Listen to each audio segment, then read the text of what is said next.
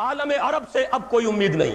عربوں کو جتنی فضیلت حاصل تھی اتنے ہی وہ عذاب الہی کے مستحق ہو چکے. ان کی زبان میں اللہ کا کلام نازل ہوا, اس سے بڑی فضیلت کوئی ہوگی؟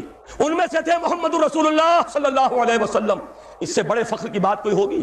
پھر غیروں کے دریوزہ گر, پھر یہ ملوکیت کے ٹھاٹ, کہاں نظام خلافت اور کہاں یہ جانتا ہوں میں یہ امت حامل قرآن نہیں ہے, وہی سرمایہ داری بندہ مومن کا دین.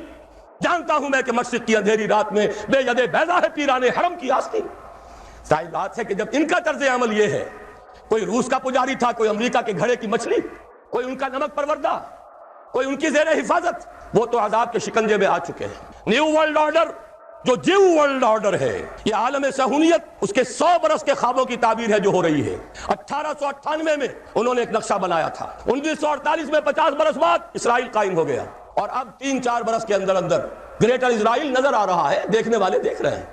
حقیقت میں تو بن چکا ہے. یہ تو صرف اشک سوئی ہے عربوں کی, جو یہ بیکر صاحب 6واں دورہ اور 7واں دورہ اور 8واں دورہ, اور آج یروشلم میں اور کل قاہرہ میں اور پرسوں عمان میں, یہ سب دھوکہ اور فریب. کچھ گیدڑ بھپکیاں بھی اسرائیل کو دیتے ہیں لیکن ڈٹا ہوا ہے.